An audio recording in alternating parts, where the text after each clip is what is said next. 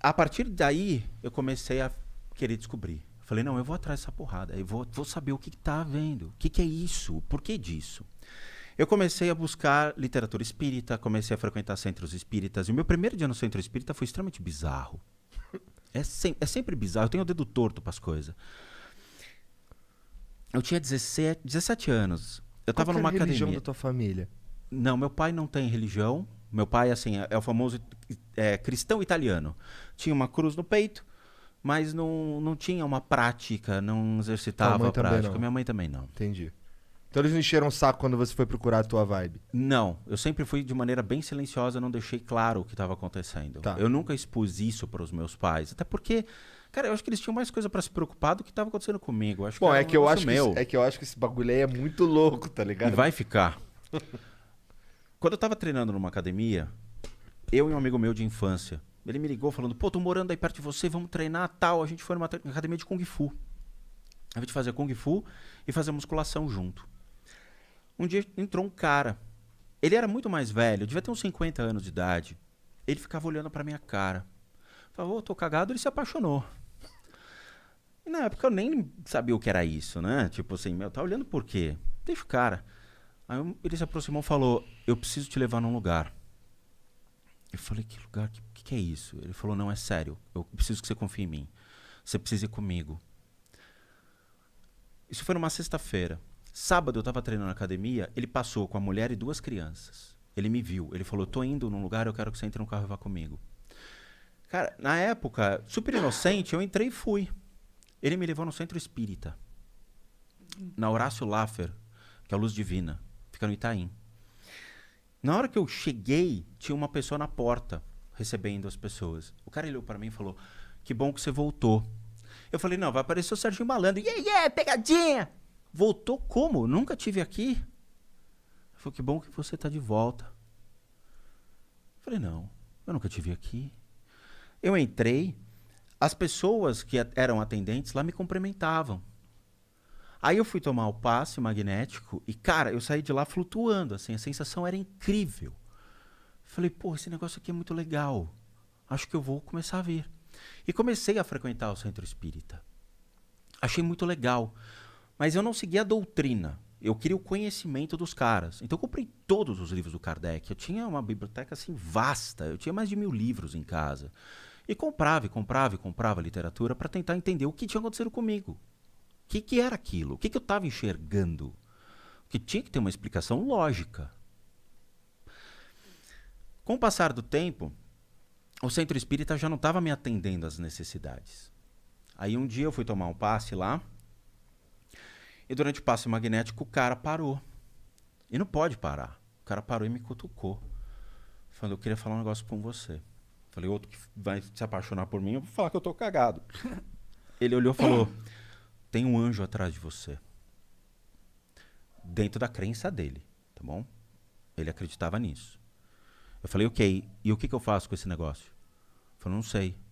Falei, pô, se você trabalha no centro espírita, você atende, você tem uma responsabilidade, você não sabe o que eu faço com isso, então, a partir de agora, fica difícil você atender minhas necessidades. Eu levantei, eu olhei para trás e falei, vão para casa. Cara, do caminho do centro espírita até a minha casa, eu senti um negócio esmagando a minha coluna, mas ele apertava, uma dor monstruosa. Quando eu cheguei em casa, parou. Eu falei, mais um ponto de interrogação. Por que isso? Aí eu entrei na onda do esoterismo. Aí comecei a comprar livros sobre magia, estudos de teologia, coisas mais aplicadas. E eu entrei na Ordem Rosa Cruz, entrei em ordens esotéricas e comecei a tentar buscar, por meio dessas ordens, um conhecimento. E é muito interessante o que a gente encontra nessas ordens, cara. É muito legal. A gente fala que é coisa do Satã, coisa do demônio, e não é. Não é nada muito complexo entrar, né? Não. A Ordem Rosa Cruz, não. A maçonaria é um pouco mais. Eu fui chamado pela maçonaria para... Acho que foi a Globe, grande loja brasileira, que me chamou na época. Mas eu não aceitei. Porque o passe custava caro. Os caras estavam querendo o passe para entrar na maçonaria. Entendi. Eu falei, não vai rolar. A Ordem Rosa Cruz, não. Você entra lá, os caras te explicam que tem aqui do lado uma loja. Tem aqui do lado uma loja da Ordem Rosa Cruz. Entendi. E me encantei.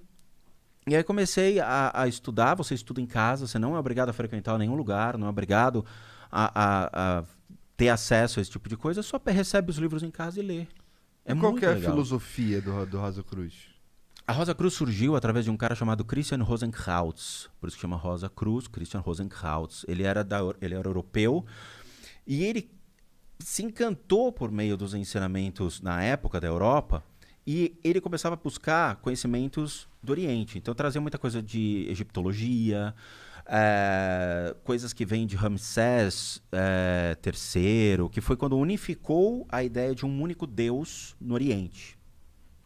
Então ele traz esses conceitos, mas é saber coisas simples sobre o esoterismo. Quem é você? O que é o mundo que te rodeia? Coisas desse tipo. É muito simples, não tem nenhum problema com isso. Qualquer um pode entrar, tá?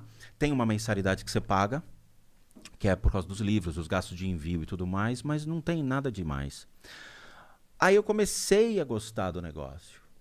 Aí eu fui levado para Umbanda. Cara, aí o bicho pegou. Quando eu fui levado para Umbanda por pessoas que falavam, meu, vai lá, você vai gostar.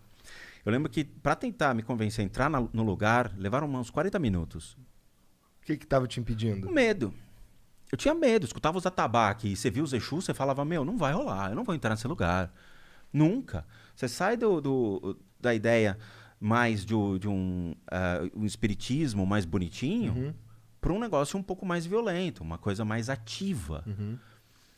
Entrei e quando eu vi a energia em volta dos médiuns, eu falei, pô, peraí, tem alguma coisa diferente. E eu me encantei pela magia da Umbanda. Eu achei lindo, cara, a dança, os ornamentos. Você começa a ver que aquilo, entre aspas, é um teatro para verdades que você vai escutar na hora de você tomar um passe lá, conversar com a entidade. Eu falei, pô, acho que eu vou ficar um tempo aqui. Fiquei 10 anos. Ficou um tempinho. E aí eu fui desenvolvendo as 7 linhas da Umbanda, que eles chamam, tá? São 7 linhas, são 7 pilares regidos por orixás. Então você tem Oxóssi, você tem Exu, você tem o Preto Velho, Baiano, Boiadeiro, que são arquétipos criados pela Umbanda. A Umbanda surgiu em Niterói, dentro de um centro espírita kardecista. Por quê? Porque um cara tava lá e viu um caboclo. E ele falou, pô, o que é isso? É um demônio. Não. E aí começou a trazer. Porque você vai pra África, não existe isso. Você não chega lá e fala, ô, traz um boiadeiro aí. O cara, boiadeiro na África? Não existe. Então você começa a entender que aquilo são arquétipos criados para fazer com que espíritos que estejam aqui trabalhem. Como eles perderam a sua consciência e estão vagando por aí, eles se tornam ferramentas para esses orixás para poder ajudar as pessoas que estão lá procurando ajuda. Entendi. Ponto, acabou. Então você tá falando com um preto velho, ele nem é preto nem é velho. Não é. Mas o cara tá lá para te ajudar. Claro, não é questão egóica. Eu quero uma casa, eu quero uma mulher, me dá dinheiro. Não. Mas ele vai lá para te escutar. E muitas vezes só o ato de escutar já te ajuda muito. Porque pelo menos alguém está te ouvindo. Às vezes a maioria das pessoas não tem alguém para conversar. E busca amparo nesses lugares. E é legal. Aí eu lembro que uma vez eu estava numa fila para tomar passe. Eu geralmente fico quieto, fico de cabeça baixa, não falo com ninguém. Aí eu tomei um arrepio do lado esquerdo. Eu falei, lá vem. Aí eu olho. Cara, tem um cara, parece um mouro. Vestido de cigano. Aí eu tomei um tranco, passou uma funcionária da casa, eu segurei ela e falei, me tira uma dúvida. Tem alguém do meu lado? Ela falou, tem, o seu cigano. E saiu. Eu falei, desde quando eu tenho cigano? Eles se apoiam nas pessoas que têm essa sensibilidade para poder ajudar. E eu comecei a desenvolver, comecei a incorporar e comecei a atender. Cara, eu fui trabalhar no Jardim São Luís, que é um bairro tomado por traficantes. E lá tinha toque de recolher. Mas foi a casa mais bonita que eu já vi. Era uma casa muito antiga, teto destruído, tal. Eles estavam precisando de ajuda financeira para reformar o lugar. Eu falei, pô, acho que eles precisam de mim. Fui lá. A área de assistência, as pessoas têm medo de olhar para o lado. Assim. Era uma comunidade que ia, todo mundo ficava sentadinho, ninguém se manifestava. Eu entrei, fiquei sentado, fiquei observando. Aí veio o dono do lugar. Ele olhou pra minha cara e falou, e aí, quando você vai trabalhar pra mim? Ele não sabia nada de mim, era o primeiro dia. Eu falei, desculpa, senhor, eu não tô aqui pra trabalhar, eu não sei. Ele falou, você vai trabalhar pra mim, se prepara. Eu falei, não, senhor, não vou não. Eu só vim aqui pra conhecer o lugar. Não, se prepara. É engraçado porque o cara era funcionário de uma empresa chamada Mali Metal Leve, que era listada em bolsa de valores. E era uma empresa que eu analisava em bolsa de valores. Cara, as coisas se cruzam de uma maneira monstruosa.